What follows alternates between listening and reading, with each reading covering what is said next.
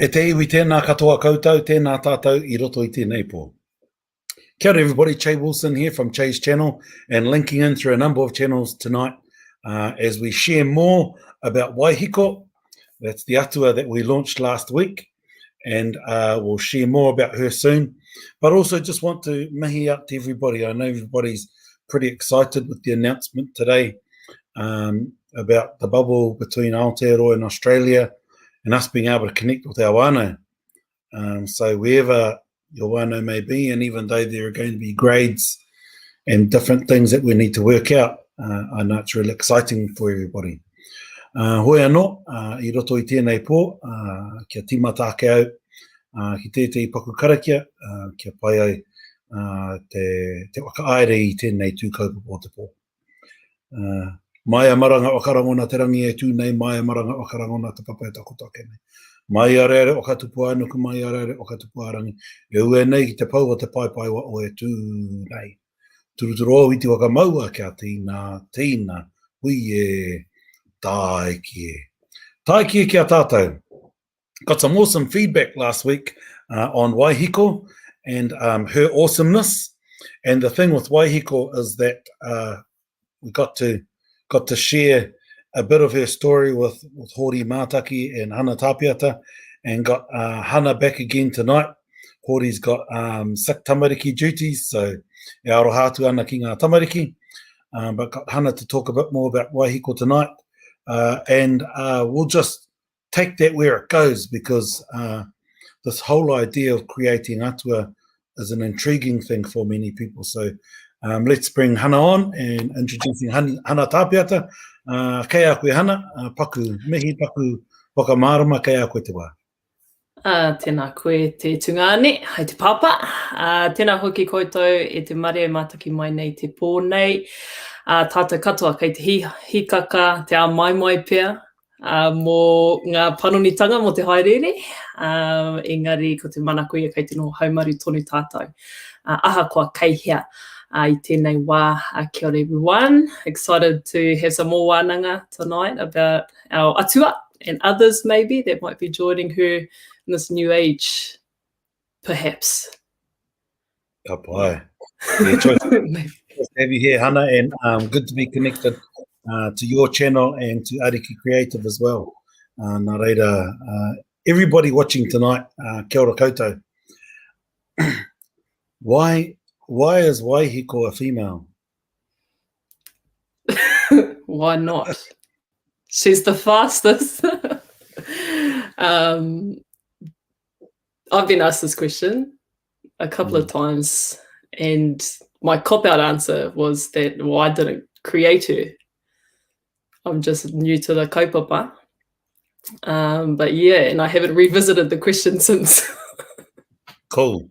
Well, I've got some thoughts on it myself, because when Hori spoke to me about her, I thought that was quite beautiful, because I thought of, even though I think about tāwaki and lightning and all of that, illumination, straight away I thought of Hine Te Uira. And when I think about Waiheke, I thought, oh, Hine Te Uira, fast as lightning. And what I liked about it is, if you look at Hina, you know, the god of the moon, she, because for us here, Te Ao Māori, for us in the Moana Nui a Kiwa, the Pacific, we talk about a lady in the moon, eh? Rona, and then the god being Hina, or Hinauri. And in the northern hemisphere, many of them talk about a man in the moon. And what I like about Waiheke is, I think when you think about Te Ao Pākehā, it's often seen as masculine energy. And when I heard Waiheke for the first time, I thought, well, actually, that's right, because in some parts of the world, they may see it as masculine. Therefore, there must be a counter. And so I just thought, well, Waiheke's pretty cool. It's still not the real reason why, but you know, Hori's got that answer. But when he spoke to me, that's where I went. Oh, yeah, I can see that. That's nice. The other thing, though, is let's talk about, this Atua Waiheke. She has parents. So, and we did touch on it briefly last week about Tamanui te rā and Rua te kore kore. Shall we talk about how those names came out, eh? Yeah, and probably just the last addition to that note about her being wahine, Atua was about, like, when I think of Fighteri, knowing that that's Atua wahine, Yeah. how she's expressed in lightning or thunder, it just has a much more feminine, like softness to it. Yeah. And with how the world's progressed with the patriarchy and colonization over the last couple hundred years, it seems fitting that wahiko he wahine ia. Nice. I tēnei horopaki, our whanaunga in the Northern Hemisphere might take her and run with her in a different way. It's the beauty, eh? And I suppose, we're moving on to her parents, Tamanui te rā and Rua kore kore. Those parents could have easily been someone else, eh? And you touched on that briefly. But so why Tamanui te rā? And I can talk about Rua kore kore perhaps. Oh, yeah. Or you can start off with both, because I think the addition that's coming later is, I think that'll be a nice touch. Okay. So Tamanui te rā, we ended up with Tamanui te rā. And for some people, I know it's been spinning their heads, especially if you understand some of our other narratives, like Tama Te Awira and Hene Te Awira. We went with Tamanui te rā because this big solar, the big sun that it is, and all of the energy that comes from Tamanui te rā. And even though we say that Tāne lifted up the heavens to allow us to truly make the most of te whānau marama, I think the energy of Tamanui te rā is one way of seeing how we can do things differently, but also focus in on a bit of greeny, looking at other options, and I'm mindful that the green options are a challenge for those in lower socioeconomic situations. But if we look at it in a different way and from a Māori context, we might be able to find some more solutions rather than just the challenges that we face as we deal with these green challenges. Rua kore kore, I came up with that name more so because there was a discussion around potential. And instead of just saying Tamanui te rā and te kore, I went to Rua kore kore to bring in some of our Māori quantum physics. Because I went to a tohunga hui in 1997.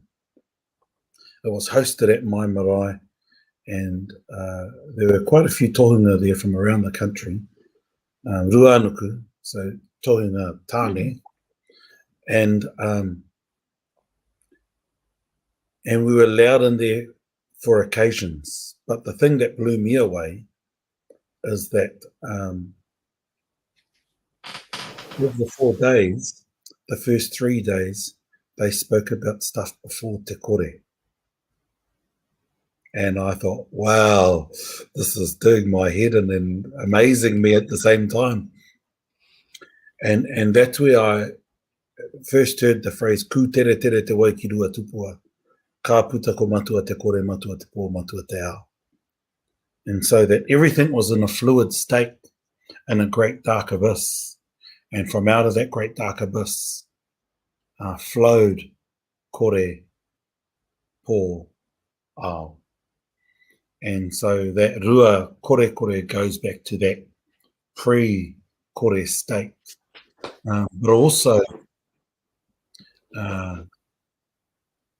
Rua is a repository for knowledge. And so I thought, oh, well, as we create this atua, let's give this atua a place to live so that the atua, whenever she's dashing off and, zooming here, there and everywhere, she's still got her home to go back to. And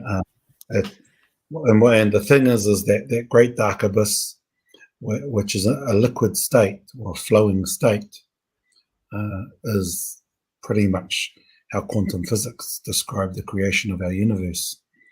And I never knew what quantum physics was back then, and I'm still trying to work out what it is now. And it wasn't until I had a discussion with a friend called Wayne Vargas, who studied quantum physics, when he was asking about creation. And I says, oh, well, this is what our Tupuna said. He goes, that's quantum physics. Oh, cool. Gee. So they're still catching up. Just another example. Yeah, but anyway. And you were going to share some stuff. Oh. Yeah, just on that. This Rua is a repository of knowledge, but also how that ties into Tamanui Te Rā and the Rua, where he was captured by Maui, which is in the Waiheke kōrero as well. And also, Rua is a female element anyway, So ka urua tu ki roto I te Rua. So that was another reason too. Yeah. And with the potential on that topic, potential for the story and what might come of it as well, the Waiheke kōrero. And I know you sent a message one day and you're like, oh, I think her parents should be Rua Kore Kore and Tāwhaki, because Tāwhaki is that direct line to thunder, lightning, which is drops down into electricity. But how leaving that out of the book allows for that space for other subplots and other types of spin-offs and kōrero to come from it as well.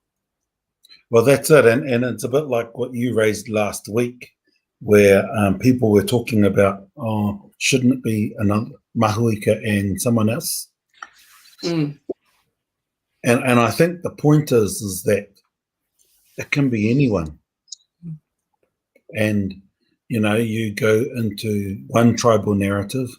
Papa Tuanuka's first husband was Tangaroa. Whereas most other tribal narratives, Papa Tuanuka's husband, Tangaroa is a child. And so there's nothing wrong with the difference. And the more that we can encourage the difference, the more that we can embrace us being who we are and basing our kōrero based on our local surrounds and how we see and understand the world. Because I think we've moved that we want, there should only be one story. There should only be one version. And I'm not sure how Māori that is. I like what you were saying about tradition. Yeah. Is that it doesn't change. Yeah. And whereas tikanga should be changing all the time to adapt to the context and that space and time. So, yeah. So, after you seeing the what's happened with Waiheke, and can you talk about the response you guys have had so far? It's been overwhelmingly positive, and I think at all different levels people take something different away. At Tamariki love the illustrations. Everyone loves the illustrations, and seeing our kōrero brought to life. And so our crew and also Maui Studios as well created that. And I think since those books by the Maui books by, is it Peter Gossage?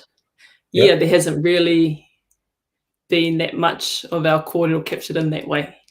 But even then, it's just supposed to spark, what that world or those realms could be like. And then, kaiako teachers are loving it. and opening their eyes into how they could teach digital technology or even tech at a basic level to their kids, or how they could engage them with the content. Nice. Yeah, so it's been really good, really good. Well, that's cool, because I think when I was a student when those Maui books first came out.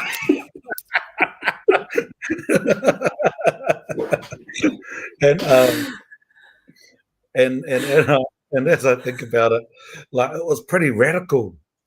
It was pretty radical, and they came out, and when I had my kids, I did the same thing. I bought them those books again because they were cool and quite romantic to go back to that space. But what I did love is in Waiheke was that you've even got some of the drawings that connect to, like the hook. Yeah, here it is. So they're capturing the sun, but in a different way. And I thought, wow, that's cool. That's linking back to how it used to be. The other point I noted, because I showed a question earlier from Te Aroha Nui Karaka, and is Rua representative of a duality split? Well, everything in Te Ao Māori is binary, but I think we sometimes, and binary for me is more about it's complementary. So we've got to find a way to ensure there is balance all the time. What's happened is we've screwed ourselves up with colonisation, and the patriarchy has ensured that we're now hape. And as we limp, we've got to try and find our way back to balance. That doesn't necessarily, in my opinion, mean that we've got to pull out all of these wahine atua. But we've got to remember that Papa Tuanuku is just as much male as she is female, and Tāne is just as much female as he is male. And that's the wānanga that we should be having. Otherwise, we fall into possibly a Western paradigm of, doing male against female, rather than us trying to wānanga my femininity and your masculinity to identify what the balance is. And, in the last wānanga on Tangihanga, I was talking, we need to cry a river. And I remember clearly seeing my koros in a hongi embrace, having a tangi, and doing what I thought only the nanas did, which was what we call a wakatangitangi, or an apakura, to each other. And, it was my grandfather and my koropuma. And wow. And then my grandfather moved to my uncle, did the same again. Wow. And I think the more that we can have that type of conversation, that takes us into thinking about how do we embrace all atua and do it from a way where we can be open, where it's safe to have the kōrero, and where it's safe to be different. I think about the saying, ko tō piki amokura nō, ko tōku piki amokura nōku. And what that's saying is nobody's wrong, we're just different. The more we celebrate that, the better we'll be. Anyway, I'm rambling too much. I was going to say, I'll just add to that. And the connotation that anything feminine is, being in touch with your feelings, and how you touched on before, that there's a big push or surge to create atua rei, atua wahine, but they're already there. Yeah. But the people who captured the kōrero from our tupuna, they didn't value what wahine had to offer, because it's not their worldview. So they couldn't see it if it slapped them in the face, really. And came across an example today by Toikai Rako Iti, sharing the kōrero about the statue of Waiheke in Whakatane, Yeah. and how she was modelled after the person who commissioned its wife. So really skinny and slender, yeah. And then he put up a photo of Valerie Villi. Yeah, yeah. And how she's like, oh, this is what I imagine Waiheke would look like. And it's like, of course.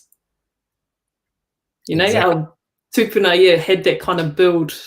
Like, what kind of person could look after the waka or tow them in if they look like that statue does at the moment? Well, but so if you have the wānanga and interrogate the kōrero, then you say, okay, well, that has a heavy colonised influence on it. Maybe it's a bit skewed, or maybe we need to peel back some more layers. Well, and it's a bit like, we've just had Easter, and the centuries of trying to portray Jesus as a white fella, and it's just false. And he's brown skin.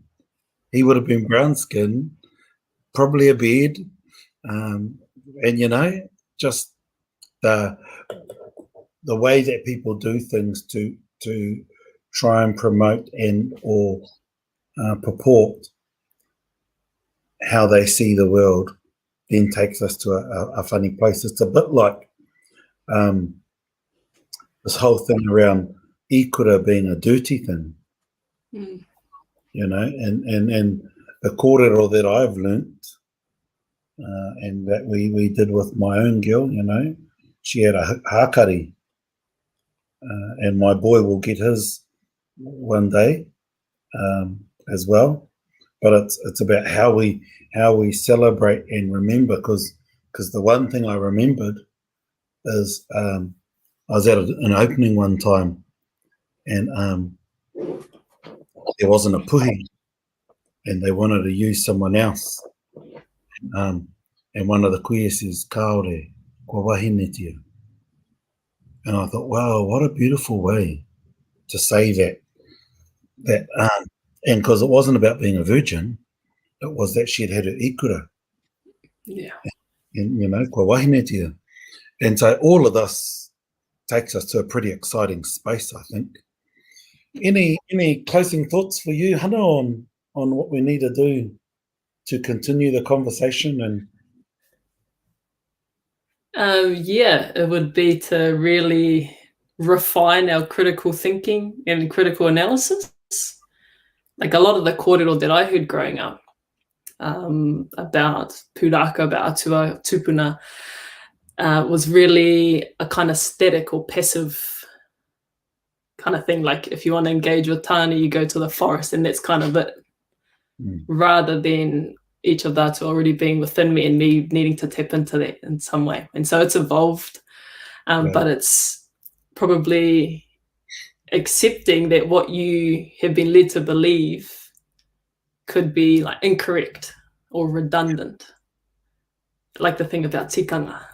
It's like, oh no, that's how we've always done it. It's like, well, actually, it served its purpose up to this point, or maybe it never did.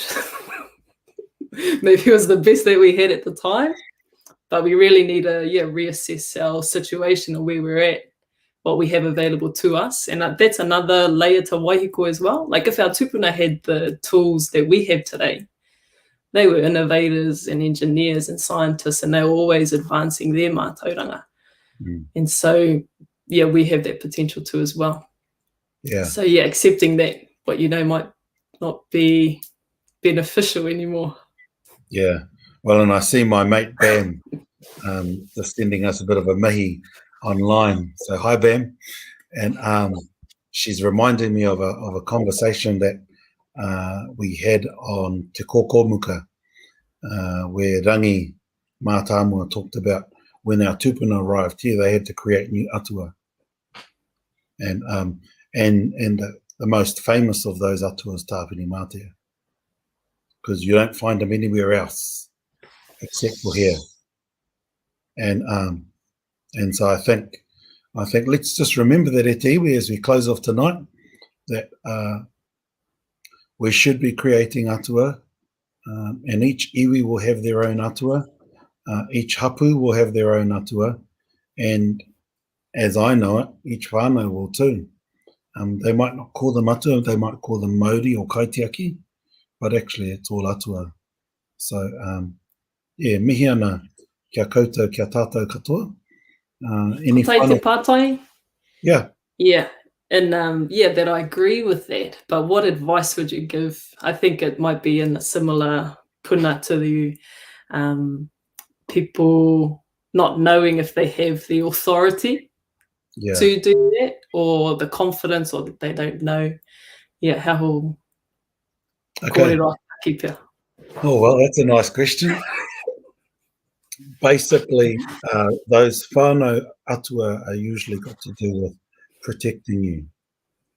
And so it's something in the environment that you have a close affinity to that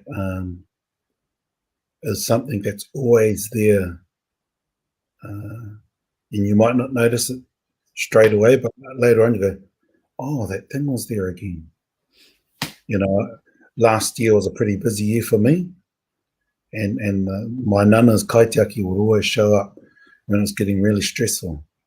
And I go, oh, tēnā koe. Oh, hello. And similarly, my own will show up when I've completely forgotten about it. And so you have to look for what's in nature that continually shows up at the most random places, and that's a clue that could be your, for want of a better term, and it's the wrong term, but I'm going to use it, that could be your guardian angel. So that could be your kaitiaki that you start to build an affinity to and talk to so that it can guide you. And it's that simple. And hopefully it's not too complicated, but it's that simple, and it's taking baby steps to first identify and build a relationship with, and it will talk to you over time to guide you. Hopefully that helps. Pai. Oh, well, Hana, tēnā tāua. I roto I tēnei pō. Kia wakaere ake e nei kupu ki te tāhuhu nui o rangi nui e tūnei. Pō Māori re kia koutou. Haumi e hui e tai. Kia. Kia ora tātou.